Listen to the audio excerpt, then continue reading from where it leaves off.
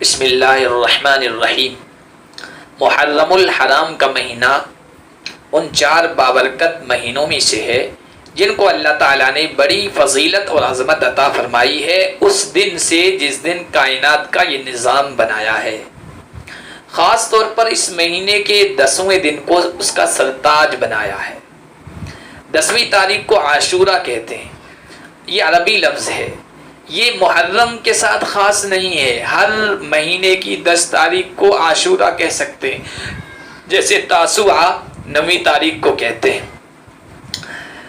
اس دن کی عظمت جاہلیت میں قریش کے لوگ کیا کرتے تھے، یہ وہ چیز تھی جو اہل کتاب سے ان میں منتقل ہوئی تھی۔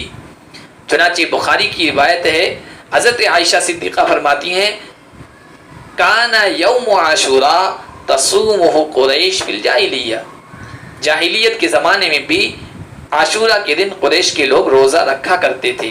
وکان یوم تستر فیہ الکعبہ، اسی دن کی عظمت کی وجہ سے وہ لوگ کعبے کا غلاف بھی اسی دن تبدیل کیا کرتے تھے۔ پھر جب اللہ کے نبی صلی اللہ علیہ وسلم مدینہ تشریف لے آئے تو وہاں دیکھا کہ یہودی روزہ رکھ رہے ہیں، ان سے وجہ پوچھی تو انہوں نے کہا کہ ھذا یوم عظیم نجی اللہ فیہ موسیٰ وقومہ، یہ وہ بابرکت عظمت والا دن ہے جس دن اللہ تعالیٰ نے حضرت موسیٰ ان کی قوم کو فرعون کے ظلم و ستم سے نجات عطا فرمائی۔ فصام موسیٰ شکرانے کے طور پر اس دن کا روزہ حضرت موسیٰ نے رکھا، ان کی قوم نے پھر رکھنا شروع کیا۔ حضور نے فرمایا نحن احق و اولی بموسیٰ منکم، ہم موسیٰ کے تم سے زیادہ حقدار ہیں۔ اور یہ حقیقت ہے، یہ اس امت کی ہماری امتیازی خوبی ہے، امتیازی پہچان ہے سب سے الگ تھلگ، کہ ہم سارے نبیوں کی عظمت و محبت اپنے دلوں میں رکھتے ہیں، سارے نبیوں پر ایمان رکھتے ہیں، ساری آسمانی کتابوں کے سلسلے میں ہمارا عقیدہ ہے اور ہمارا ایمان ہے۔ دوسروں کی طرح نہیں ہے کہ وہ اپنے نبی کو مانتے ہیں، ہمارے نبی کی شان میں گستاخی کرتے ہیں۔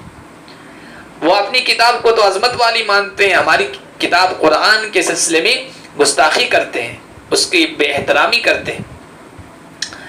اللہ کے نبی صلی اللہ علیہ وسلم نے پھر صامہ وامر بصیامہ، روزہ رکھا اور اس کے روزے رکھنے کا صحابہ کو حکم دیا۔ بلکہ روایت میں آتا ہے کہ حضور نے ارسل رجلا الی قری الانصار، مدینہ و مدینے کے اطراف میں انصار کے علاقوں کی طرف ایک آدمی کو بھیجا، اذن فی الناس، لوگوں میں اعلان کر دو، من اصبح صائما فلیتم صومہ ومن اکل فلیتم بقیۃ یومہ، جس نے روزہ رکھا ہے تو ٹھیک ہے، اور جس نے روزہ نہیں رکھا کچھ کھا پی لیا ہے تو باقی دن ایسے ہی مکمل کرے، پورا کرے۔ لیکن فلما فرض رمضان، جب رمضان کے روزے فرض کیے گئے، ترک یوم عاشورہ، عاشورہ کے دن آپ نے فرض کے طور پر تاکیدی طور پر روزہ رکھنا چھوڑ دیا، اور صحابہ سے یہ کہا من شاء صامہ ومن شاء ترکہ، اب تمہیں اختیار ہے، جو چاہے اس دن کا روزہ رکھے، جو چاہے چھوڑ دے۔ اللہ کے نبی صلی اللہ علیہ وسلم نے اس دن کا روزہ رکھنے کی ترغیب دی، شوق دلایا ہے صحابہ کو۔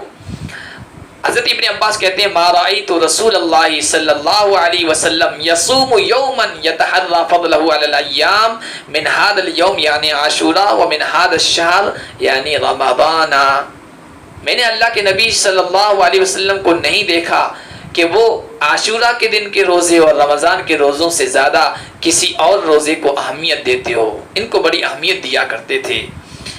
چنانچہ اللہ کے نبی صلی اللہ علیہ وسلم 9 سال تک مدینے میں رہے تو یہ روزہ رکھتے رہے۔ پھر آپ صلی اللہ علیہ وسلم نے تمنا ظاہر کی کہ لئن عشت الی قابل لاصومن التاسع، اب تک 10 تاریخ کا روزہ رکھتا آیا ہوں، اگلے سال میں زندہ رہا تو میں 10 کے ساتھ 9ویں کا بھی روزہ رکھوں گا۔ لیکن اگلا سال آیا نہیں، اللہ کے نبی صلی اللہ علیہ وسلم اس دنیا سے پردہ فرما گئے، امت کو تعلیم دے گئے تمہیں روزہ رکھنا ہے اور یہود کی مخالفت کرنا، یہود صرف ایک دن 10 کا روزہ رکھتے ہیں، تم ایک یومن بعدہ و یومن قبلہ، پہلے ایک دن یا ایک دن بعد میں روزہ رکھ لینا۔